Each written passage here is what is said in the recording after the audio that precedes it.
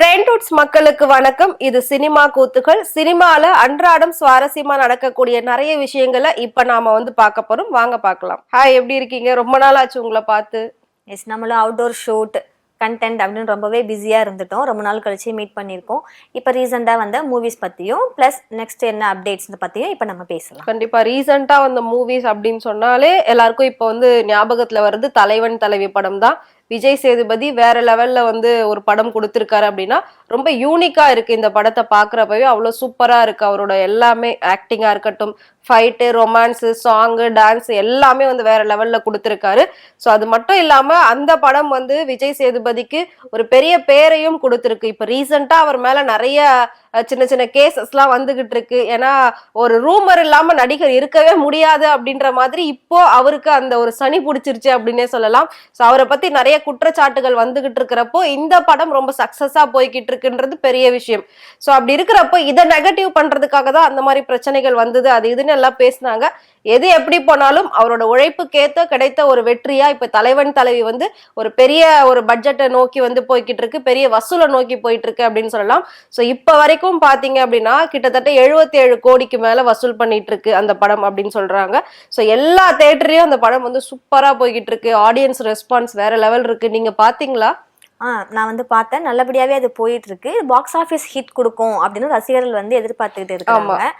அதோட இல்லாம விஜய் சேதுபதின்றவங்க ஒரு பிஸியான ஆக்டர். இவங்க ஒரு இந்த கொரோனா ஸ்டேஜ்ல, கொரோனா எண்டிங், அந்த லாக்டவுன் முடிகிற அந்த ஸ்டேஜ்ல எல்லாம் எங்க பார்த்தாலும் விஜய் சேதுபதி தான் இருந்தாங்க. ஒரு 4 தியேட்டர் ஒரு ஏரியால இருக்குன்னா அதுல ஒரு தியேட்டர்ல இவரோட மூவி போனுச்சு. பத்தாவதுக்கு பிக் பாஸ்ல இவர் ஆங்கர் பண்ணிட்டு இருந்தாரு.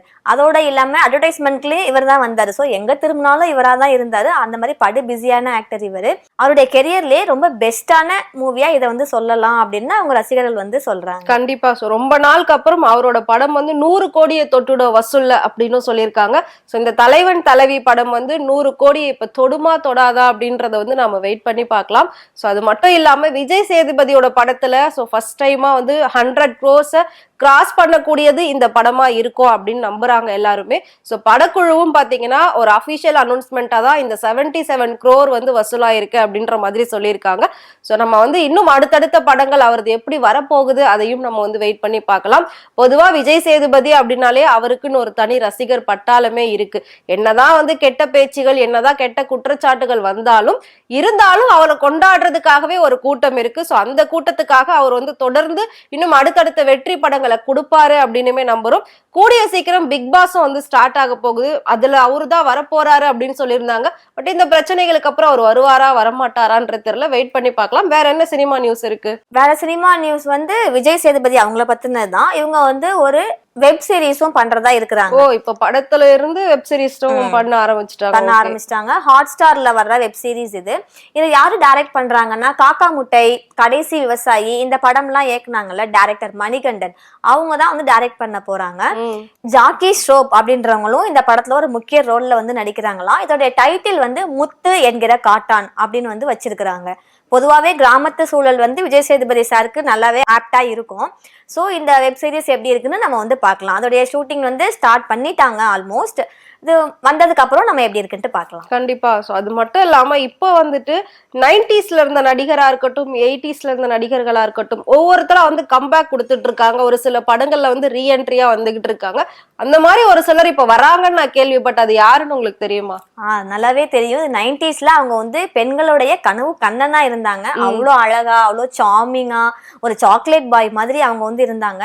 எல்லா பெண்களுக்குமே இவரை மாதிரி ஒரு கணவர், அதாவது அரவிந்த் சாமி மாதிரி ஒரு கணவர் வேணும்னு ஆசைப்பட்டதுக்கு அப்புறம் இவரை மாதிரி ஒரு கணவர் வேணும் அப்படின்னு நிறைய பெண்கள் ஆசைப்பட்டாங்க. அது வேற யாரும் இல்ல, நம்ம அப்பாஸ் தான். இவர் சூப்பர் ஸ்டார், உலக நாயகன், அல்டிமேட் ஸ்டார் எல்லாரு கூடயுமே பேர் பண்ணி படம் நடிச்சிருந்தாரு. அவருடைய படம் எல்லாமே நல்லா தான் இருந்துச்சு. எதுவுமே ஃபிளாப் அந்த மாதிரி இல்லை, நல்லாவே நடிச்சிருந்தாங்க. அவங்களுடைய டான்ஸ், ஆக்டிங் எல்லாமே நல்லாவே இருக்கும். ஒரு 11 வருஷம் அவங்க சினிமாவை விட்டு விலகி இருந்தாங்க. அவங்க ஃபேமிலி கூட டைம் ஸ்பெண்ட் பண்ணாங்களா இல்ல ஓன் பிசினஸ் பார்த்தாங்களான்னு அந்த டீடைல்ஸ் தெரியல. ஆனா இன் பிட்வீன் நம்ம வந்து ஆட்ல வந்து பார்த்திருப்போம், ஹார்பிக் விளம்பரத்துல நம்ம வந்து அப்பாஸை பார்த்திருப்போம். மத்தபடி வெள்ளித்திரையில நம்ம வந்து அவரை வந்து பார்க்கல. இப்ப 11 இயர்ஸ்க்கு அப்புறம் ஒரு மூவி வந்து அவர் பண்ண போறாரு. நம்ம ஜிவி பிரகாஷ் இருக்காங்கல்ல, அவங்க நடிக்கிற ஒரு மூவில ஒரு இம்பார்ட்டன்ட் ரோல்ல தான் அப்பாஸ் நடிக்கிறாங்க. இவங்களுடைய பேரா வந்து லவ்வர் மூவில வந்து கௌரி பிரியான்னு ஒருத்தவங்க செம்மையா நடிச்சிருந்தாங்கல்ல, அவங்க தான் இந்த மூவில வந்து ஆக்ட் பண்ண போறதா வந்து சொல்லியிருக்கிறாங்க. பியாண்ட் பிக்சர்ஸ் தான் இந்த மூவியை வந்து தயாரிக்குது. அண்ட் ஜெயவர்தனன் தான் இந்த மூவியை வந்து டைரக்ட் பண்றதா ஒரு பேச்சு இருக்குது. ஸோ அப்பாஸ் வந்து மறுபடியும் வர போறாரு. எனக்கு வந்து அவரோட படங்கள்ல அவரோட பாடல்கள்ல ரொம்ப பிடிச்சது வந்து என்னை காணவில்லையே நேற்றோட அந்த சாங்ல வந்து வேற லெவல்ல இருக்கும். அவரோட ஆக்டிங் எல்லாமே, அந்த ஒரு எக்ஸ்பிரஷன்ஸ், லவ் ஃபீல் எல்லாமே வேற லெவல்ல இருக்கும். ஸோ சீக்கிரமாவே நாம வந்து அப்பாஸை மறுபடியும் ஒரு பிக் ஸ்கிரீன்ல வந்து பார்க்கலாம் அப்படின்னு நினைக்கிறேன். அதுக்கப்புறம் பாத்தீங்கன்னா நான் சொன்ன மாதிரி பழைய நடிகர் நடிகைகள்லாம் ரீஎன்ட்ரி கொடுக்குறாங்க. அதே மாதிரி இப்போ பழைய படங்களெல்லாம் வந்துட்டு மறுபடியும் ரீரிலீஸ்னு ஒன்று பண்ணி பயங்கர ட்ரெண்ட் ஆகிட்டு இருக்காங்க.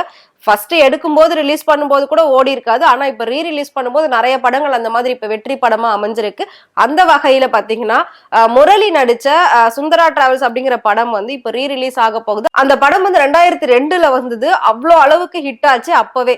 ஸோ சாங்கு எல்லாமே ஒரு நார்மல் ஒரு டப்பா மாதிரி ஒரு பஸ்ஸை வச்சு அதுக்குள்ள எல்லா ஃபெசிலிட்டிஸும் வச்சு, இப்ப லக்ஸரி பஸ் எல்லாம் வந்துருச்சு. அவங்க அப்ப என்ன பண்ணாங்களோ இப்ப அது அப்படியே லக்ஸரியா வந்துருச்சு. பட் அந்த டப்பா பஸ்லயே அவங்க என்னென்ன பண்ண முடியுமோ அதெல்லாம் பண்ணி அதுல ஒரு எலியை வச்சு, ஸோ அந்த எலி வந்து அவங்கள டிஸ்டர்ப் பண்ற மாதிரியான ஒரு ஸ்டோரி, பயங்கரமான ஒரு காமெடி கலந்த ஒரு கதை அது அப்படின்னே சொல்லலாம். ஸோ அந்த படத்தை வந்து இப்ப மறுபடியும் ரீரிலீஸ் பண்ண போறாங்க. அதை பாக்குறதுக்கு முரளியோட ஃபேன்ஸ் வந்து ரொம்பவே வெயிட் பண்ணிட்டு இருக்காங்க. அது மட்டும் இல்லாம முரளி இறந்து கிட்டத்தட்ட பல வருஷங்கள் ஆயிடுச்சு. இருந்தாலும் அவருக்குன்னு ஒரு ரசிகர்கள் இருந்துட்டு தான் இருக்காங்க. அவரோட அந்த பேர்ல தான் இப்ப வரைக்கும் அதர்வா முரளிக்கும் எல்லாருக்கும் ஆதரவு கொடுத்துட்டு இருக்காங்க. ஸோ அந்த சுந்தரா டிராவல்ஸ் ரீரிலீஸ் படத்தை பாக்குறதுக்கு நான் ரொம்ப ஆவலா வெயிட் பண்றேன். நீங்க பாத்திருக்கீங்களா? நான் அந்த மூவியை வந்து நம்ம மியூட் போட்டு பார்த்தாலே நமக்கு வந்து பயங்கர சிரிப்பா தான் இருக்கும். அவ்வளவு என்டர்டைன்மெண்ட் மூவி அது. நம்ம டைலாக் கேட்காம இருந்தாலே அந்த விஷுவல் பார்த்தே நம்ம ஜஸ்ட் இமேஜின் பண்ணும்போதே நமக்கு வந்து சிரிப்பு வந்துடும். அதுல வந்து அவ்வளவு காமெடிஸ் இருக்குது. நிறைய மீம்ஸுக்கும் அந்த மூவியை வந்து எடுத்துப்பாங்க. வீடியோ மீம்ஸா இருக்கட்டும், இல்ல நார்மல் இமேஜா இருக்கட்டும், எல்லாத்துக்குமே அந்த மூவில இருந்து ரெஃபரன்ஸ் எடுத்து தான் வந்து பண்ணிருக்காங்க. ஸோ ரீரிலீஸ் வரும்போது ஒரு வந்து ஸ்ட்ரெஸ் ஃப்ரீ, யாருக்கெல்லாம் வந்து உங்க ரொம்ப ஸ்ட்ரெஸ்ஸா ஃபீல் பண்றீங்களோ நல்லா வாய் விட்டு சிரிக்கணும், ஒரு 3 hours கொஞ்சம் நிம்மதியா இருக்கணும், பிரச்சனை எல்லாம் மறந்து இருக்கணும் அப்படின்னு யாரெல்லாம் நினைக்கிறீங்களோ இந்த ரீரிலீஸ் வர்றப்ப இந்த மூவியை போய் பாத்தீங்கன்னா உங்களுக்கு வந்து 100% என்டர்டைன்மெண்ட் கேரண்டி. ஸோ இதுக்கு முன்னாடி பார்த்த படங்களை பத்தியும் உங்ககிட்ட எல்லா இன்ஃபர்மேஷனும் வந்து ஷேர் பண்ணிருக்கோம். ஸோ இந்த மாதிரி சினிமால நடக்கக்கூடிய அன்னன்னைக்கு அப்டேட்ஸ் எல்லாம் உங்களுக்கு தெரிஞ்சுக்கணும் அப்படின்னு நினைச்சீங்கன்னா மறக்காம ஃப்ரெண்ட்வுட் சேனலை ஃபாலோ பண்ணிக்கோங்க. தேங்க்யூ.